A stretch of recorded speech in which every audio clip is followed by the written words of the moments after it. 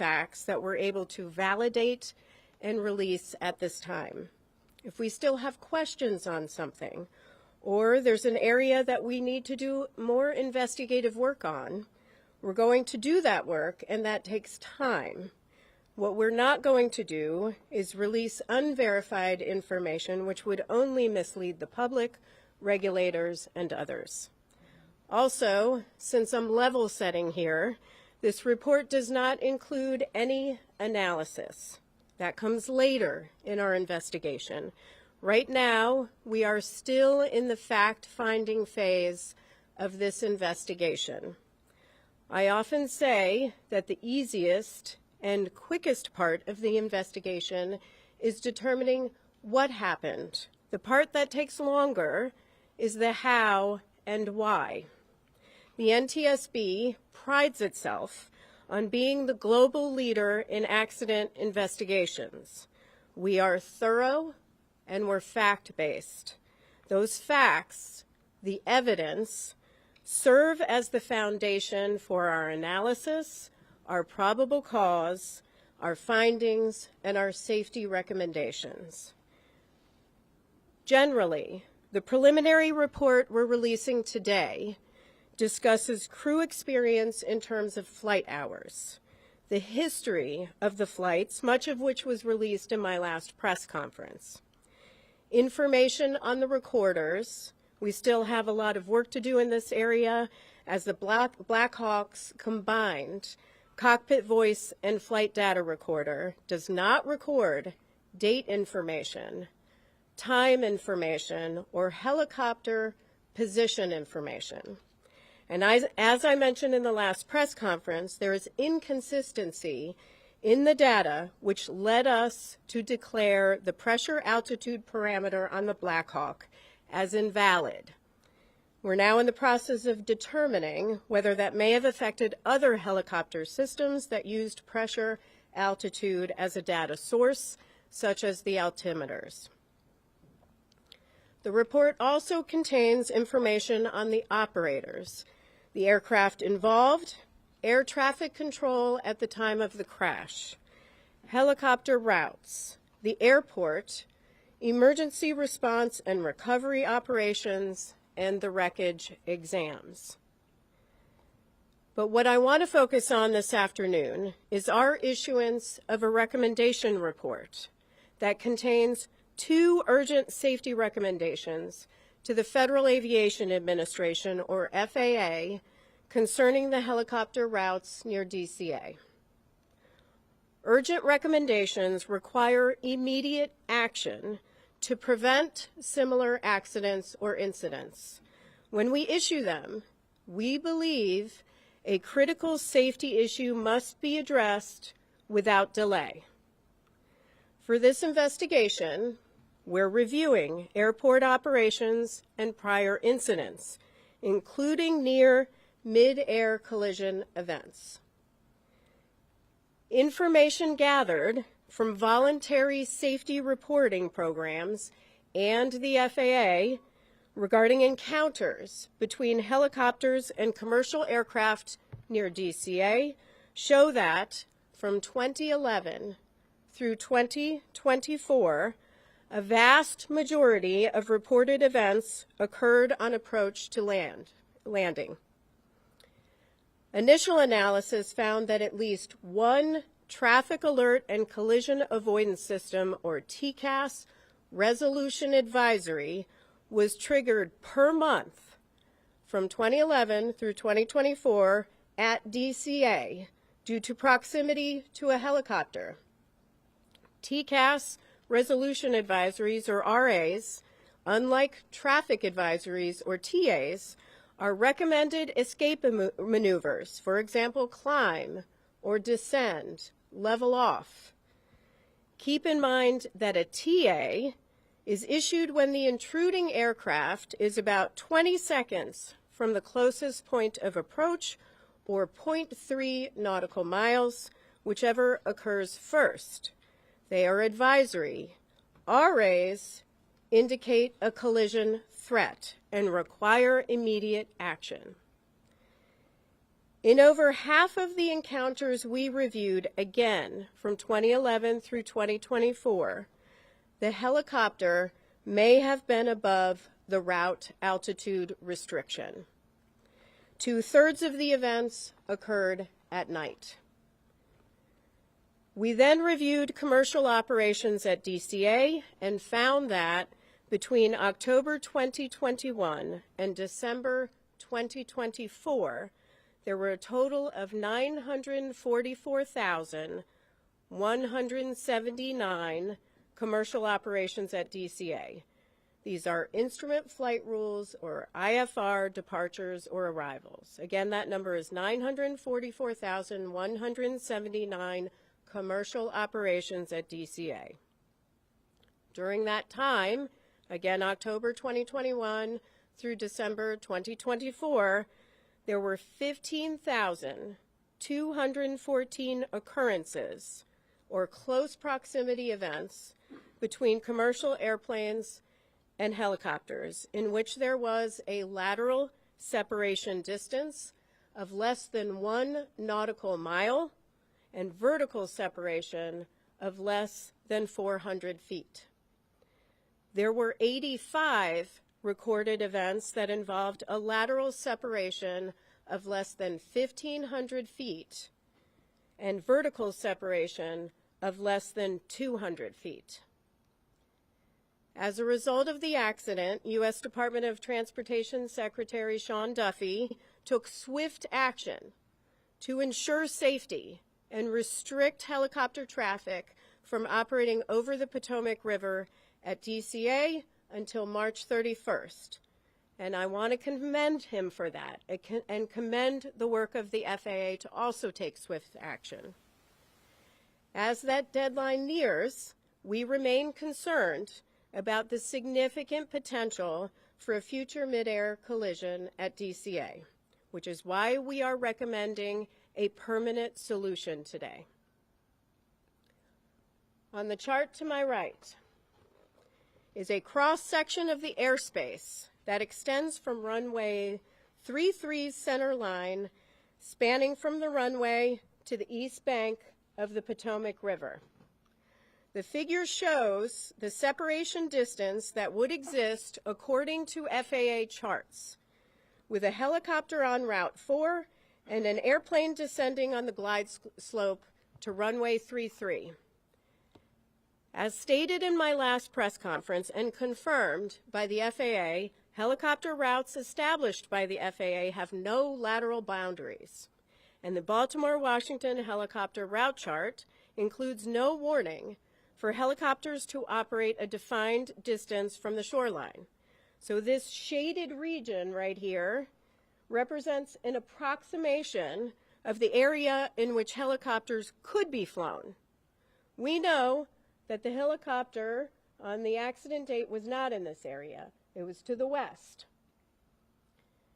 But at the maximum altitude here of just 200 feet, a helicopter operating over the eastern shoreline of the Potomac River would have just 75 feet of vertical separation from an airplane approaching runway 33.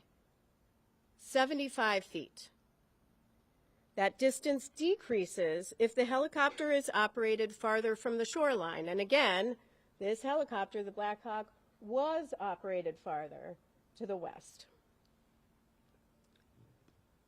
We've determined that the existing separation distances between helicopter traffic operating on Route 4 and aircraft landing on runway 33 are insufficient and pose an intolerable risk to aviation safety by increasing the chances of a mid-air collision at DCA. Let me repeat that. They pose an intolerable risk to aviation safety. We're therefore recommending today that the FAA permanently prohibit operations on helicopter Route 4 between Haynes Point and the Wilson Bridge when runways 15 and 33 are being used for departures and arrivals at DCA.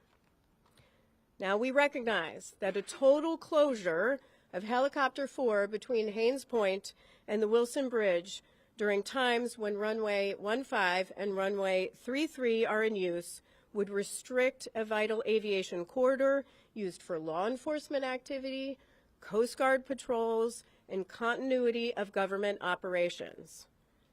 Additionally, mandating that controllers hold helicopters in place north or south of DCA while airplanes are operating on runway 15 and runway 33 has the potential to increase risk by adding to controller workload. So we are also recommending that the FAA designate an alternative helicopter route that can be used to facilitate travel between Haynes Point and the Wilson Bridge when that segment of Route 4 is closed. From here, our team has a lot of work to do. We'll conduct a number of simulations, including in the Black Hawk simulator, CRJ simulator, ATC tower simulator, all using the accident inputs and conditions. We'll conduct a comprehensive visibility study for the CRJ flight, the Black Hawk flight, and tower visibility, all under night conditions. We will conduct additional interviews in helicopter operations and in air traffic control, and the team will continue to examine the radio altimeters, the barometric altimeters, and additional electronics. With that, I will take questions. Please raise your hand. I will call on you. Please state your name and your affiliation. Yes, sir. Tom Rousey with ABC 7 here in D.C. So it sounds like you're saying the way this was done for years, every day was presenting an intolerable risk. Is that a correct characterization? Yes, that is a correct characterization. There's a serious safety issue here, which is why we're issuing these urgent safety recommendations. Fortunately, and I am pleased that Secretary Duffy took immediate action. Now we need to see that more permanent solution. Now that said, the alternate, you're recommending an alternate route. Couldn't that take it over homes and potentially create battles there?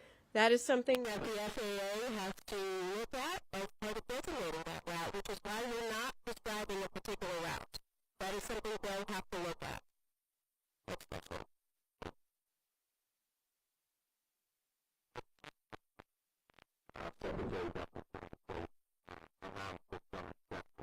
Are you saying today that those exceptions should be removed and no Helicopters should be able to fly on that particular route?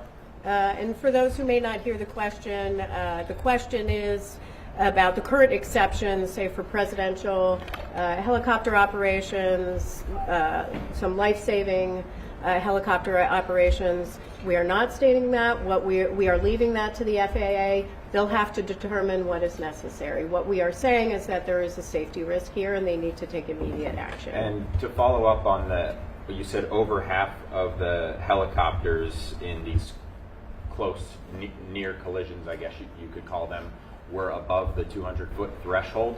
Do you have any explanation for why that might have been the case? Was it issues with altitude instruments? Were they just ignoring the restrictions?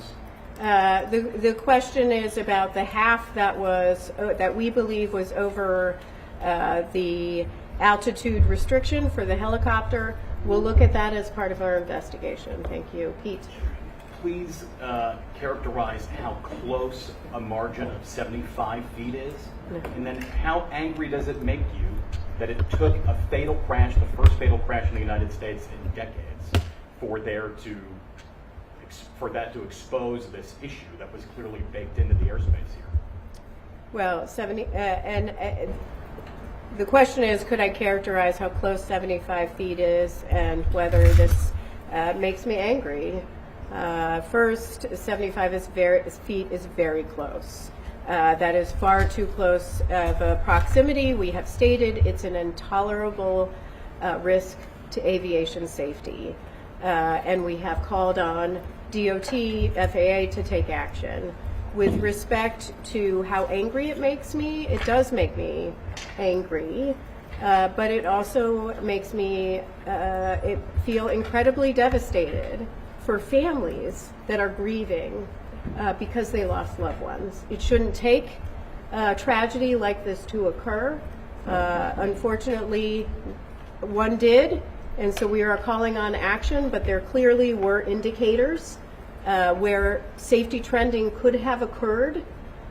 Fortunately, we have a secretary in place that is taking safety very seriously, but it shouldn't take a tragedy to require immediate action. Would you call this an oversight, given the proximity of the glide path and the helicopter route? The question is whether I would call this an oversight. I would call it, I mean, it's stronger than an oversight, right? The data we have pulled is from a voluntary safety reporting system that FAA could have used anytime. That data from October 2021 through December 2024, they could have used that information any time to determine that we have a trend here and a problem here and looked at that route. That didn't occur, which is why we're taking action today, but unfortunately people lost lives and loved ones are grieving. Sir? Yeah, Chair Hamady, Adam Tuss, Channel 4 here in DC. Have you looked at the frequency of flights at Reagan National Airport, the number of aircraft that are landing day after day, and possibly, could make some recommendations there? Is that something you guys could do? The question is on the number of flights that are landing and departing from DCA and whether we're taking a look at that. Certainly everything is on the table right now as far as our investigation is concerned, and we will look at that. We're certainly going to look at separation distances between landing and departing aircraft as part of our investigation. That's something we would look at, but that's still to be done. Yes? BBC News, Nomia Iqbal. I wonder if you could tell us, could this have been prevented if there'd been more staffing? The question is, could this been prevented if there was more staffing? I assume you mean in air traffic control. That is part of our investigation and is part of the analysis phase of our investigation. Right now we are collecting facts on air traffic control. In our preliminary report today, we will mention that there were 5 controllers on position. There were 9 there, not in the cab, but in the tower. Some in the break room. We do know that the helicopter and the local position were combined at 3:40 p.m. So we are taking a look at that. We do not have any evidence that anybody left. In fact, the controller came back into rotation around 4:27 p.m. We also know that the flight data position and the clearance delivery positions were also combined for the entire day, which is not abnormal. If I can just follow up, I mean, you're making these recommendations, but you've got the White House and DOJ potentially making cuts, particularly to air traffic controllers. So I wonder how worried, concerned you might be about that. The question is about, again, air traffic control staffing and any sort of cuts. I don't want to speak for the Secretary. I believe they have a hiring exemption for air traffic controllers. I see his posts on X daily calling for people to apply for air traffic controller positions. So they are actively hiring. And so, that is something he is doing right now. Hi, Will Guys, Black Beer, I'm curious, as a part of your investigation, if you'll be looking into other airspace in the United States where helicopter drugs might be judged with, regular traffic at airports or other activities. I think that's why the aviation service DCA is the only airspace in the country where there might be a problem there. Yeah, the question is whether we're looking at other airspace where there can be encounters between airplanes and helicopters. That may be part of our investigation. Certainly we've collected the information. I am pleased that FAA has announced that they've already begun looking at other airports across the nation. I would encourage them to continue to do that work. Yes, David. Chair Hamady, 2 questions for you. One, did the board consider making recommendations to the military to have ADSB out on all helicopter flights in the area? Because we know that was not operating at the time. And secondly, is it a fair read of these recommendations that it will allow some helicopter traffic that has been previously prohibited, right? So helicopters that are currently not allowed in that area, if flights are only using runway 1, will be able to operate?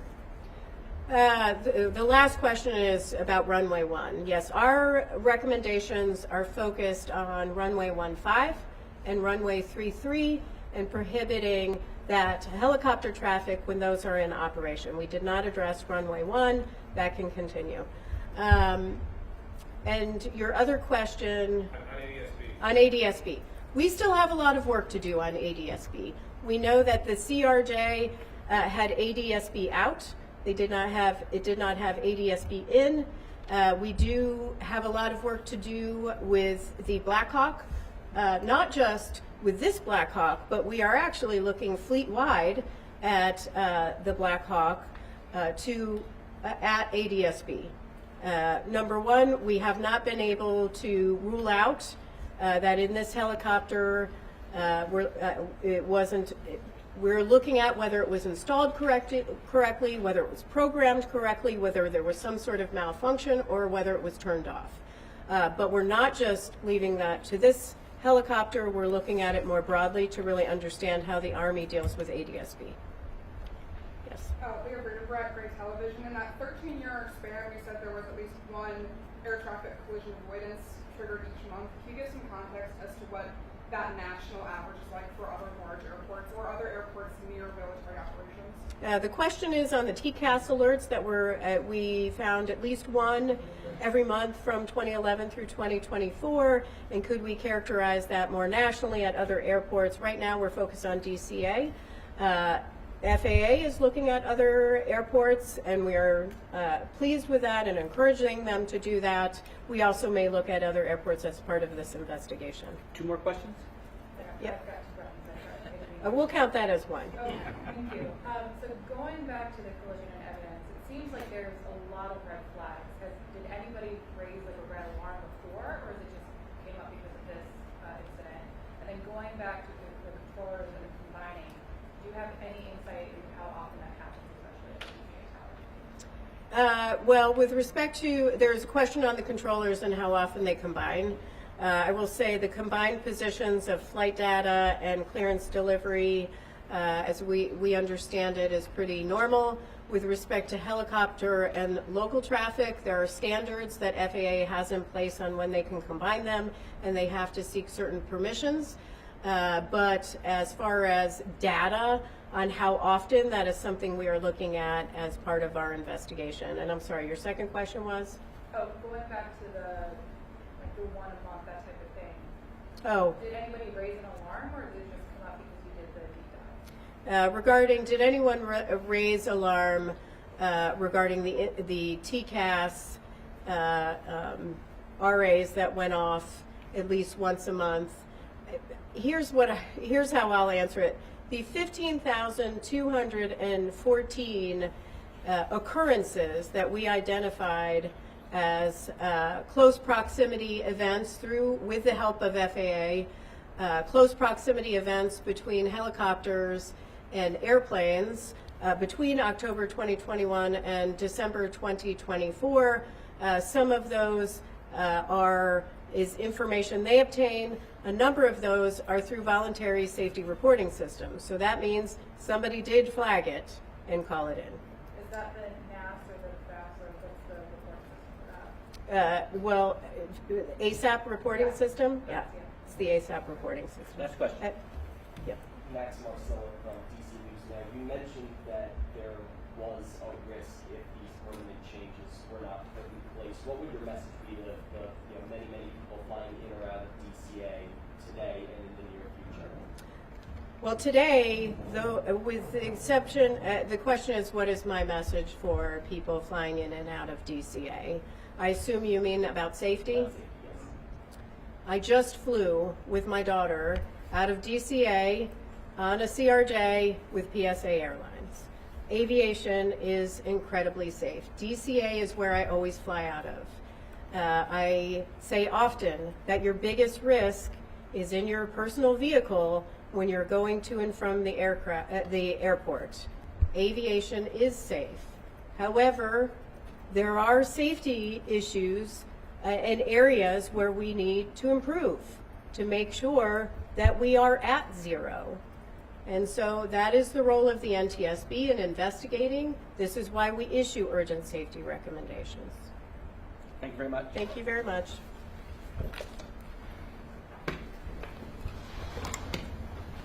Continue monitoring the progress of the investigation, please check ntsb.gov. Thank you.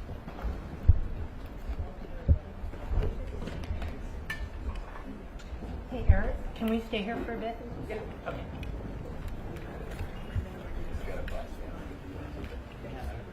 We all run over? There's going to be a surge. I have. Oh, table. Yeah, there's a table right there. Oh, thanks.